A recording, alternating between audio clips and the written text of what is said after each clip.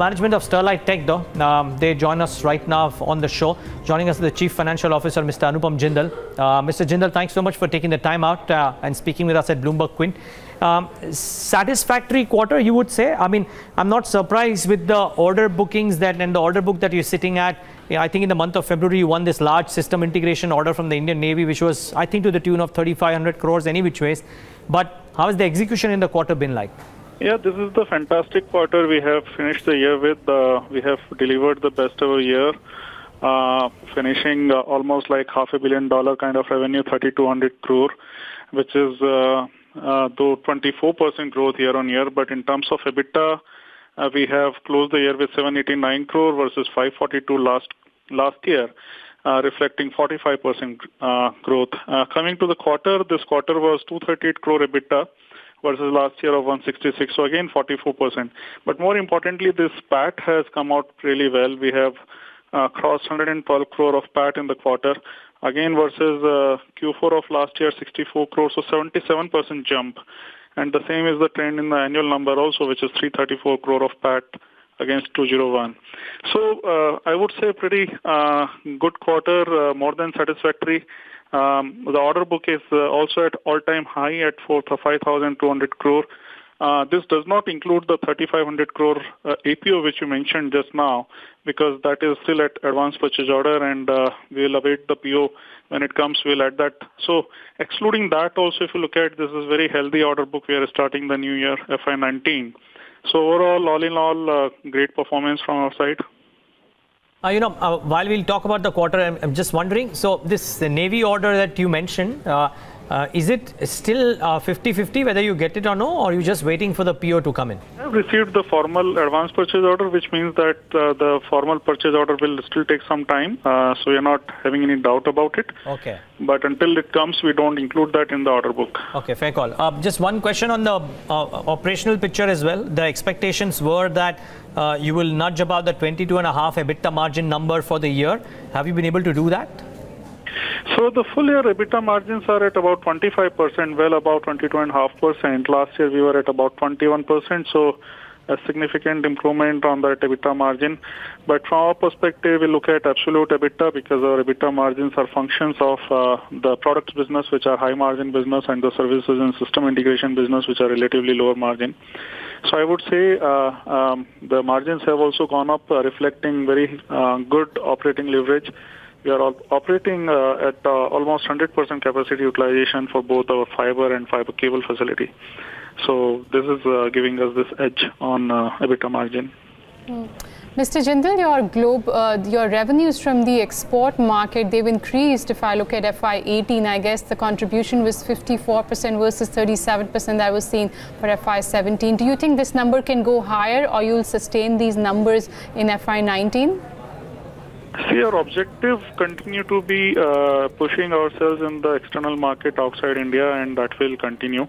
As a percentage to revenue, depending on how we shape up in terms of the service business going forward, the percentage of export may switch, but absolute number of export, which has grown from almost 950 crore in last year to about 1,700 crore in the current year, 18. So that will continue. So I would say that our export number as an absolute number will continue to increase. As a percentage, I can't really commit, but yeah, I mean, we are currently looking at maintaining that 45-50% kind of share. Okay, 45 to 50%. I'm also going through your press release, Mr. Jindal. Return ratios have improved substantially. ROC at 30%, ROE at 28%. Net debt to equity has also fallen below the mark of 1. Are these ratios sustainable now if one has to look at, a time horizon of next 2 to 3 years? Yeah, so we have always communicated that we strive to keep our ROC well about 20%. This year we have marked that 30% mark also. I mean, we have broken that path to reach 30%. Now, in terms of sustainability, yes, we would like to keep it about 25% for sure, having delivered a significant jump. As you know, we are in the middle of expansion.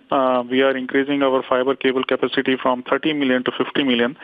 And as that capacity comes up, our capital employed might go up, and we may find some blip in terms of ROC coming down to maybe 25-26%.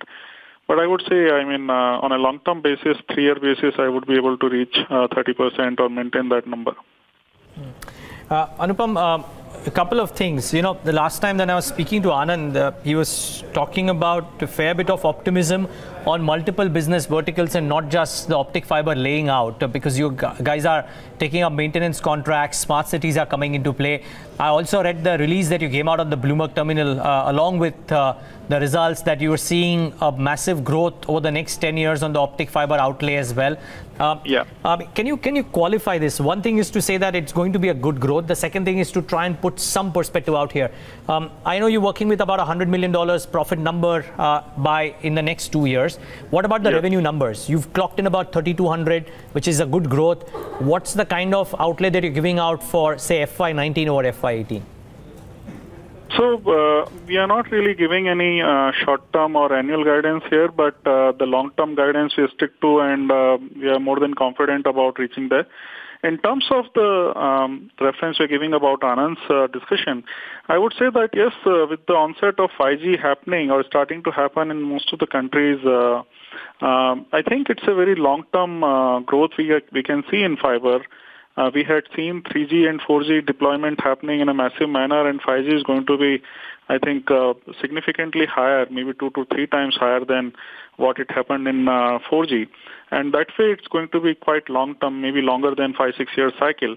And along with that, the deployment opportunities are going to come. And we are currently looking at, while on the product side, we continue to be a global company, global footprint. But on the deployment side, we are focused right now on India. And we see massive opportunities coming up.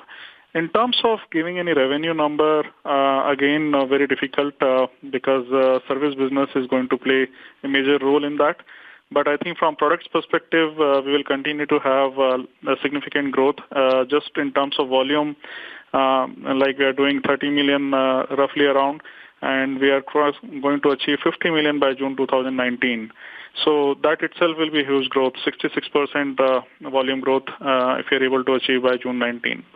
So that kind of will reflect in our revenue growth as well. But which allows you to do a bare minimum 20% revenue growth at least YOY? I'm not asking for a particular number, but would you believe 20-25% is a given? Yeah, 5-year history shows that we have delivered 24% revenue growth, 29 in fact, 29% revenue growth, and I'm more than certain that we can do that kind of growth in revenue.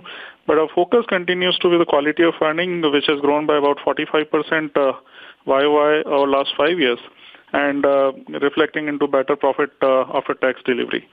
So I think from absolute EBITDA perspective, absolute revenue perspective, yes, revenue growth will be in excess of 20%.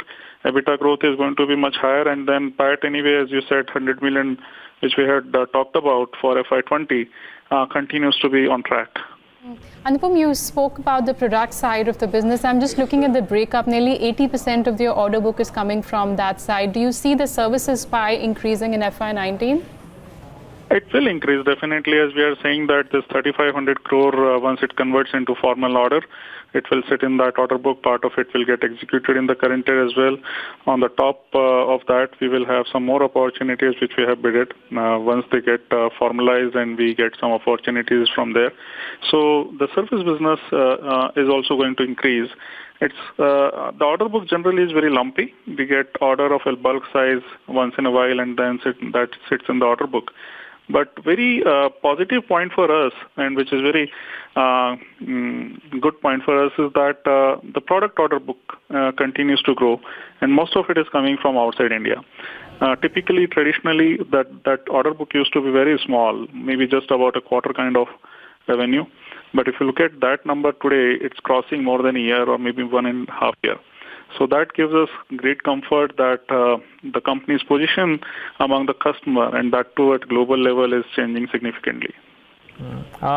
Last couple of questions really. One is, when does the capacity come on stream? I believe your uptick in ROE is closely linked to that. So the timelines would be important here. So by June 2019, we will have the 50 million fully commissioned. Okay. And in between, we are expecting by close of the current calendar, that is by November to December 2018, we are expecting to reach by 40 million. Okay. Last question from my end, at least. The last 4 years or 5 years, Sterlite Tech's been a story, amongst other things, of significant debt repayment as well. Where does that stand right now? And does it see any kind of an uptick over the next couple of years because of the capex? Yeah, so currently we are sitting at a net debt of about 890 crore roughly, and which is, as you said, in terms of net debt to equity, we are at 0.7, well below 1.